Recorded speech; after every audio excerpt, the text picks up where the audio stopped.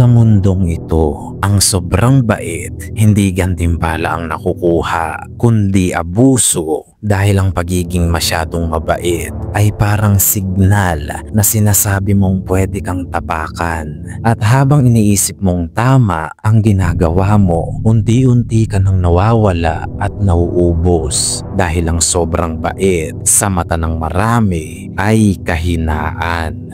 At sa mundong ito, hindi ang pinakamabait ang umaangat, kundi ang pinakamatalino sa kung kailan lalaban at kailan lalayo. Kaya kung isa ka sa mga lalaking laging inaabuso, niloloko o ginagawang option, baka oras na para maintindihan mo kung bakit ang sobrang kabaitan ay unti-unting kumikitil sa'yo. Just don't forget to like and subscribe for more quality contents like this. Let's begin. Number 1. People will take advantage. Ang pagiging mabait, may limitasyon lang dapat yan. Dahil sa panahon ngayon, lahat ng bagay, pagsasamantalahan na ng mga tao, kasama na doon ang pagiging mabait mo. Kindness is a strength, but unchecked kindness becomes a weakness. Kapag masyado kang mabait, gagamitin ito ng mga tao. Aabusuhin nila ang kabaitan mo hanggang sa maubos ang pagkatao mo. Gagawin ka nilang kasangkapan para sa pansarili nilang interes. Hindi nila irerespeto ang oras at desisyon mo dahil ikaw mismo hindi mo na rin irerespeto ang sarili mo. Wala kang boundary sa sarili, kaya ka tinatapak-tapakan na lang halos nang hindi mo nalalaman. Dahil ang bait mo masyado, being too nice doesn't make you noble. It makes you easy to use. Sabi pa nga nila, wala raw reward ang masyadong mabait dahil the world doesn't reward kindness. At may konting katotohanan yan kung sa madilim na parte mo titingnan. Maging si Kristo na banal at walang kasalanan, ipinako nila sa krus. Hindi ko sinasabing maging masama ka. Ang punto rito, kapag masyado kang mabait, gagamitin niya ng ibang tao para pagsamantalahan ka. Gamitin ka at lokohin ka. Kaya dapat alam mo kung kailan ka tatayo at maninindigan para sa sarili mo. Number 2. Self-neglection. Kapag masyado kang mabait, mas uunahin mo ang pangangailangan ng iba kaysa sa sarili mong pangangailangan. Kaya sa huli, ikaw ang nauubusan hanggang sa pinabayaan mo na ang sarili mo. Nag-a-agree ka pa rin kahit ayaw mo talaga. Sumasama ka pa rin kahit pagod ka na. Ginagawa mo pa rin ang gusto nila kahit labag na at mabigat na sa kalooban mo. Hindi mo pa ba nakikita ang ginagawa mo dyan? You are neglecting yourself. Isinasantabi mo ang sarili mo para sa kapakanan ng ibang tao na pinagsasamantalahan lang naman ang kabaitan mo. Gumising ka nga. Tinatraidor mo na ang sarili mo nang hindi mo namamalayan. That is not kindness. That is self-abandonment. Kapag patuloy mong ginawa yan, katagalan, madedrain ka ng sobra, mauubos ka ng sobra, at kapag nangyari sa'yo yan, maawa ka na lang sa sarili mo dahil ni isa sa mga taong tinulungan mo at ginawan mo ng pabor, wala sila ngayon sa tabi mo dahil nakuha na nila ang gusto nila and you are stupid enough to allow it. Tandaan mo ito at unawain. A man who doesn't prioritize himself gets forgotten by others too. Number 3. Difficulty saying no. Isang sakit na ito na makukuha mo sa pagiging masyadong mabait. Mahihirapan ka ng tumanggi o humindi sa tuwing may manghihingi sa'yo ng pabor o kung ano pa man yan.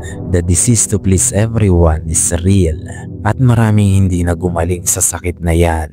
You agree to plans you don't want. You take tasks you hate. And you give time and energy you don't have dahil lang sa hindi mo kayang tumanggi. Hindi ka ba napapagod niyan na para bang may kapangyarihan silang diktahan ka sa mga gagawin at hindi mo pwedeng gawin? Tandaan mo ito. Every yes you give to someone is a no to yourself. Dapat maunawaan mo yan. Kailangan mong matutunang tumanggi ng hindi nag-aalinlangan o nakokonsensya. You must learn how to say no without apology. Dahil kapag tumanggi ka kasi ayaw mo talaga, dyan palang nag-create ka na ng boundaries para sa sarili mo. Boundaries na i-acknowledge at irerespeto ng mga tao kapag pinangatawanan mo ng matagal. So learn how to say no, because nice guys avoid conflict but strong men create boundaries. Number 4. Easily manipulated. Aminin na natin ang katotohanan. Kindness without boundaries doesn't inspire respect. Dahil madalas mapagkamalan ng mga tao na ang pagiging mabait ay pagiging mahina. You become predictable, you become passive, an easy target for manipulation. At alam kong alam na ninyo yan. Sanay na kayo dyan. Hindi na yan palaisipan pa sa inyo. Baka nga ang iba sa inyo ay ilang beses nang nabiktima ng ganyan dahil sa pagiging masyadong mabait.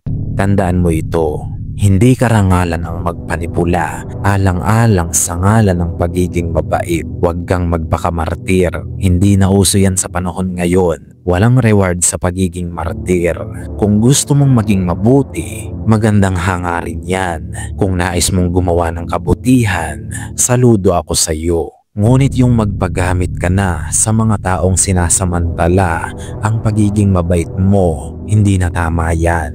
Maglagay ka lang ng boundaries dahil aabusuhin ka ng mga yan. Uubusin ka niyan hanggang sa wala nang matira sa iyo. Ganyan na ang mga tao ngayon. Huwag kang tatanga-tanga at huwag kang magbubulag-bulagan. Gusto mo bang abusuhin ka o respetuhin ka ng mga tao? Nakadepende yan sa uri ng kabaitan na tataglayin mo. Number 5. Losing self-identity. When you are always adapting to please others, you slowly erase yourself. Napansin mo ba, kapag masyado tayong mabait, parang may parte sa pagkatao natin ang napapabayaan natin at kalaunan ay nawawala na hanggang sa dumadating na sa puntong hindi na natin makilala ang sarili natin. Yan ang epekto kapag masyado kang mabait. You become a mirror of who they want you to be, not who you really are. Nawawala na yung totoong ikaw dahil sa ibang tao. Your opinions get quiet, your desires get buried, your values get compromised. At sa pagdagal ng panahon, kapag nanatili kang ganyan, tuluyan mo nang buburahin ang sarili mo nang hindi mo na halos mamamalayan. You will lose your own identity at ang identity mo ay magiging depende na lang sa uri ng taong kaharap mo. Hindi na ikaw yan. Isa ka na lang koleksyon ng iba't ibang tingin sa'yo ng mga tao. Tandaan mo ito. True masculinity is not about pleasing others. It's about standing firm in who you are. Comment, my identity is in Christ. At kung nais mong suportahan ang channel na ito, hit the like and subscribe button. Nawa ang lahat ay makaunawa. Hanggang sa muli nating pagkikita, mga mahal kong kawal.